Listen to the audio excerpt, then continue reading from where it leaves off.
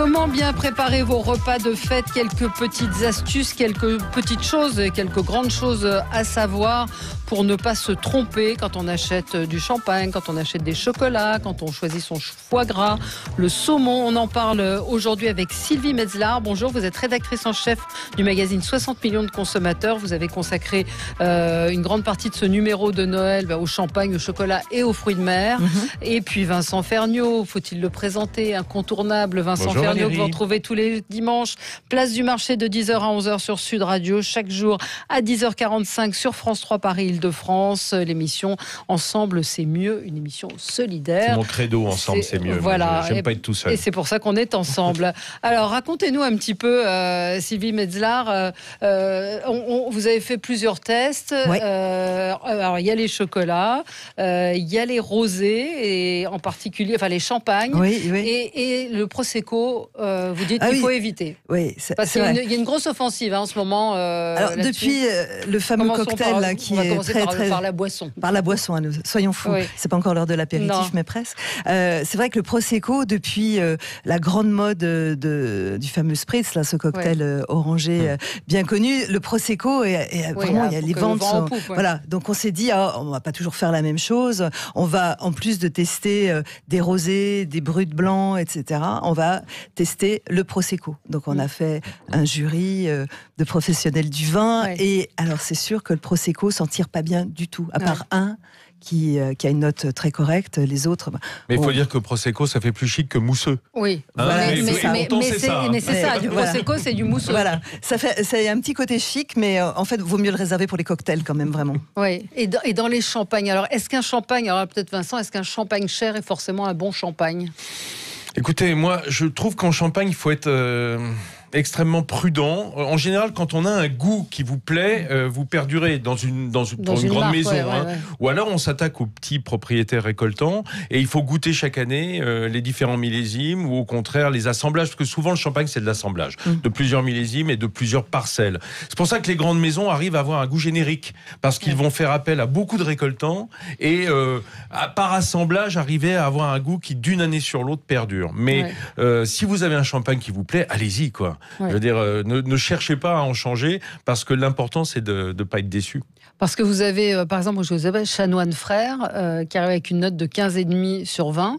Oui, alors, c'est toujours les surprises et les bonnes surprises qu'on a parfois, parce alors, ce sont des dégustations qui sont faites à l'aveugle, personne ne sait sur le jury ce qu'ils dégustent, hein. Ce sont des verres numérotés, personne ne sait rien, donc on ne sait pas si on fait un ruinard plutôt qu'une marque distributeur, et on a souvent de bonnes surprises, et cette année encore, sur des marques de distributeurs où il y a des gros efforts de fait. On a notamment ça sur les rosés. Quand vous regardez... les champagnes rosés ont réservé de très belles surprises, et les marques de distributeurs offrent un très bon rapport qualité. Avec des rapports qualité-prix excellents, et avec des grands noms en face qui sont bien plus à la traîne. Et voilà. Donc, d'une année à l'autre, c'est différent. Donc, il ne faut pas se dire, tous les ans, je vais prendre tel champagne, etc. C'est plus aléatoire. De toute façon, il n'y a que la dégustation à l'aveugle qui vaille pour le vin. C'est clair, parce qu'il y a telle surprise, avec des écarts de prix tellement considérables pour une qualité qui est souvent assez proche. Et moi, j'aime, de ce point de vue-là, beaucoup le travail de 60 millions. Pour le chocolat, je suis un peu moins chaud sur votre test. Parce que ce sont des consommateurs. Et ça, c'est pas pareil. On va en reparler. Juste sur les champagnes rosés, vous avez Nicolas Feuillade qui est à 24,90, qui se classe avec une note de 16 sur 20. On voit que le Ruinard, qui est à 70 €. C'est une coopérative, Nicolas Feuillade, donc ça fait appel à des coopérants. Et c'est bien. Et le Ruinard qui est à 70 € on parle de rosé, 12 sur 20. Donc, ils sont un peu ratés, peut-être. Ils sont peut-être un peu ratés. Alors, en tout cas, du point de vue des professionnels. Est-ce qu'il y a des grands conseils à donner pour choisir le champagne, peut-être l'un et l'autre? Des grands conseils à donner. Comme je vous le disais, alors d'abord, quand la bouteille est fermée, c'est un peu compliqué.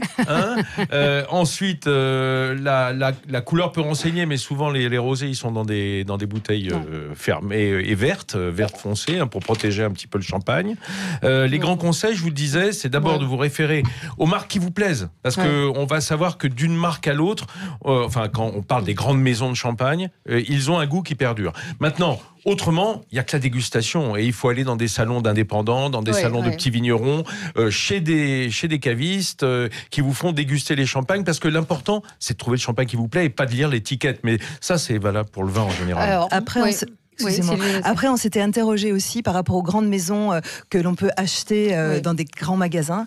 On savoir si les cuvées sont les mêmes. C'est ça, est-ce que les cuvées sont les mêmes ? Non, mais pas forcément, mais aussi le fait, il y a un beaucoup moins grand débit. Est-ce que ce ne sont pas des bouteilles qui restent plus longtemps en magasin que d'autres ? Alors moi, Claire, peut-être, je vais vous dire, ma réponse de consommateur, dans le vin en général, dès qu'on est dans des vins de prix, et parfois on voit traîner dans la grande distribution des vins de très haut prix, notamment des Bordeaux de grands crus, etc., dans des rayons à la chaleur, etc. Non.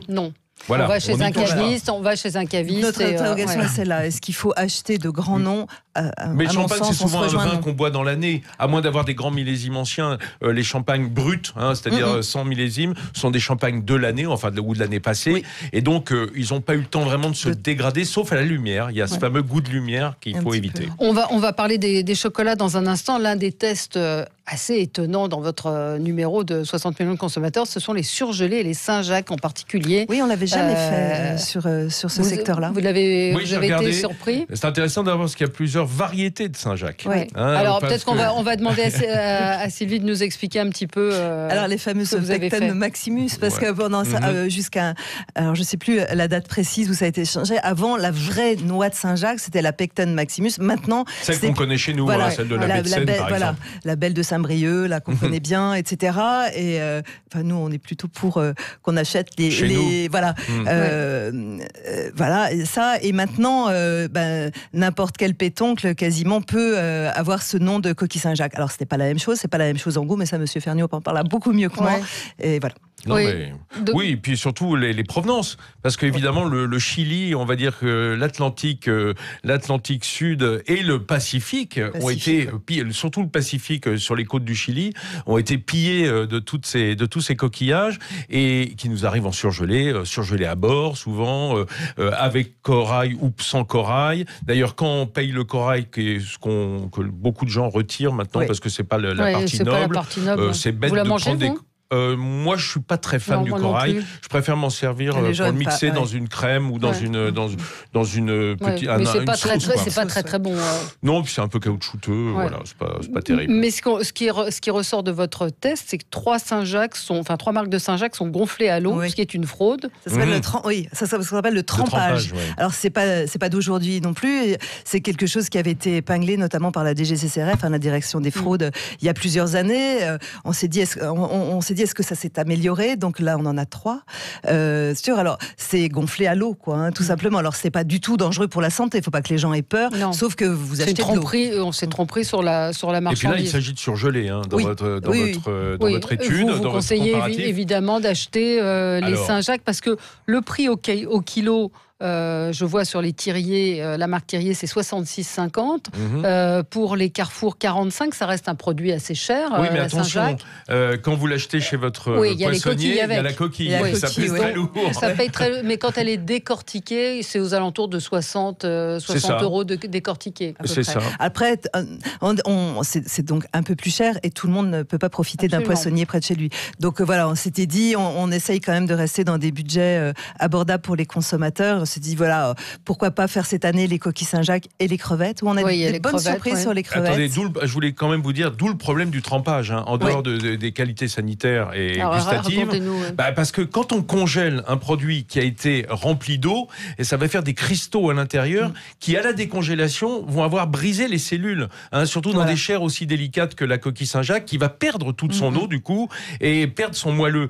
Donc là, effectivement, il faut vraiment surveiller. Voilà, c'est pas dangereux pour la santé, mais côté gustatif, c'est pas terrible. C'est pas terrible. Alors les chocolats, ça c'est votre rayon également. Tout est votre rayon. Mais alors Vous avez testé les chocolats noirs et les pralinés. Alors peut-être un mot sur la manière dont vous avez testé ces chocolats. On s'est beaucoup interrogé par rapport à ça. Donc par rapport au vin, on a pris un jury d'experts, des professionnels du vin et tout.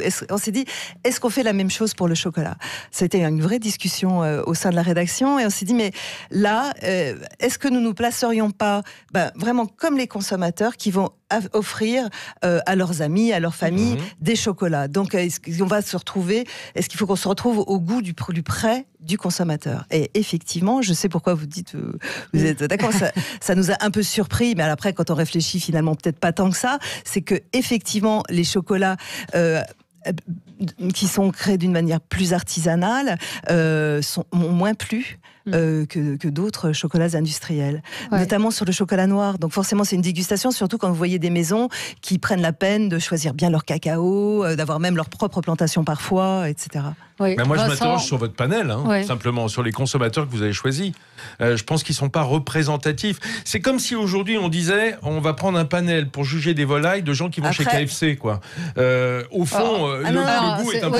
Oui, mais ça dépend qui est le panel. Les panels, on ne les fait pas au doigt mouillé en se disant tiens, on va prendre 15 personnes, 30 personnes, 50 personnes dans la rue. Non, c'est des gens qui répondent vraiment à des critères, c'est représentatif de la population, on passe avec un institut.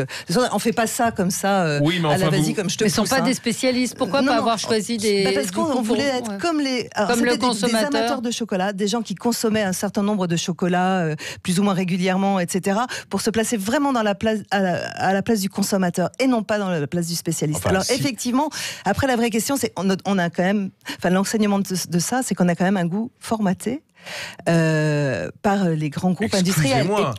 Excusez-moi, alors là, première Vincent place va pas être pour le d'accord. Ferrero Rocher. Je sens que... Au demeurant, non, attendez. Moi, je n'ai... j'ai beaucoup de choses contre Ferrero, et notamment à cause du Nutella, qui est une catastrophe humanitaire, pratiquement, du point de vue de la consommation. Vous avez vu qu'on ne l'a quand même pas mis dans les choix. Oui, non, je sais. Oui, mais vous avez le Ferrero Rocher qui arrive à 16,5. Excusez-moi, Madame Hézard, ce qui entoure la noisette dans le Ferrero Rocher, c'est du Nutella. C'est la même pâte de noisette. Et que ce soit la référence, c'est parce que tous les gosses en ont mangé et ils pensent que c'est ça le goût de la noisette, si vous voulez. Donc que ça arrive en premier sur le goût du praliné, pour moi c'est une catastrophe. C'est comme si on disait demain on fait goûter. C'est la réalité. C'est-à-dire que nous on s'est beaucoup interrogé par rapport à ça et ça nous a vraiment posé un vrai problème parce qu'on s'est dit comme on fait des choix de consommateurs, alors du coup, parce qu'après on a toujours dans notre journal, on a toujours quelque chose qui s'appelle le choix de 60. Et on s'est dit on va quand même pas mettre en choix quelque chose qui a effectivement de l'huile de palme, etc., contre lequel on se bat à longueur d'année. Mais il faut expliquer. Donc j'espère qu'on a fait œuvre de pédagogie dans ce papier parce qu'on l'a bien expliqué. C'est la gamme que vous avez choisie aussi. Parce que c'est vous qui mettez à déguster. S'il y avait eu un praliné de Jean-Paul Evin, je pense qu'il serait arrivé devant le Ferrero Rocher. Mais Jean-Paul Evin, il n'est pas vendu en grande surface ni accessible au grand public. Ok, mais Valrhona est une marque française, industrielle certes, mais avec des qualités artisanales. Moi, que Léonidas passe devant, dont on sait que c'est vraiment des chocolats qui sont bourrés de sucre. Devant Valrhona, devant Valrhona. Moi, ça me fait mal. Ça me fait vraiment mal. Les produits qu'on choisit, on choisit en fonction des achats des consommateurs. Donc nous, on va et on leur donne on fait des proportions. Mais comment un Valrhona 70% cacao grand cru passe derrière le Léonidas noir de noir, effectivement, a priori. Parce que 70, c'est peut-être trop pour les gens qui ont l'habitude de manger des chocolats plus sucrés et plus gras. Qu'est-ce que je vous dis que ces grands Belges, ces grands chocolatiers belges de bonbons de chocolat industriels ont formaté le goût des Européens et que, ils se trompent. Donc, je pense qu'ils ont besoin de prescripteurs aussi, vos consommateurs, et ce sont les professionnels ou les amateurs experts. Non, mais on le fait aussi parce qu'on fait aussi des papiers sur le chocolat traditionnel et l'importance du chocolat. Non, mais ce qui est vraiment intéressant, c'est de se dire, ça se passe comme ça, mais pourquoi notre goût est formaté comme ça et pourquoi ces industriels s'en sortent mieux? C'est vrai et on l'explique. Vous allez voir, si demain vous faites les vinaigres, ce seront les vinaigres balsamiques qui sont sucrés, qui arriveront en premier par rapport au vinaigre de vin. Pas forcément, parce que tout le monde n'aime pas le goût du sucre. Ouais. Mais le goût est malheureusement, de plus la en plus population, sucré. Bon, c'était trop court, on n'a pas eu le temps de faire tout ce qu'on voulait faire. Il y a des gens qui nous disent on n'a pas les moyens, etc. On peut faire un réveillon et je vous conseille d'écouter Place du Marché. On peut faire des réveillons pas chers. La part de la dépense pour l'alimentation est remontée. Il y a eu un pic bas en 90, ça remonte un tout petit peu. Ouais. Mais c'est sûr que c'est moins de 30% du budget, c'est presque 20% maintenant. Non, mais on n'est pas obligé de manger non plus du saumon, du foie gras, des choses comme ça. Non, pour les fêtes, il y a des choses beaucoup plus... Très belle volaille, des beaux plats de gratin de légumes. On peut simplement cuisiner un peu plus avec les produits qui sont à votre disposition, on a le temps. Réussir les fêtes, si vous voulez tout savoir, donc de ces essais dont on vous a parlé, c'est le numéro de 60 millions de consommateurs qui est en kiosque en ce moment. Merci beaucoup d'être venu ce matin, Sylvie Metzler. Merci Vincent Fernion. On vous retrouve dimanche. Vous allez nous parler de bûches, c'est ça? Oui, ça sera un hommage à André Daguin qui nous a quitté, le grand chef gersois gascon, avec son fils Arnaud, sa fille Ariane, Hélène Darroze qu'on aura au téléphone et Michel Saran. Donc on va vraiment parler de cuisine gasconne. Merci à vous, merci à tous les deux. Dans un instant, on se retrouve. Là, on va redescendre dans la rue avec la grève, avec la réforme des retraites. À tout de suite.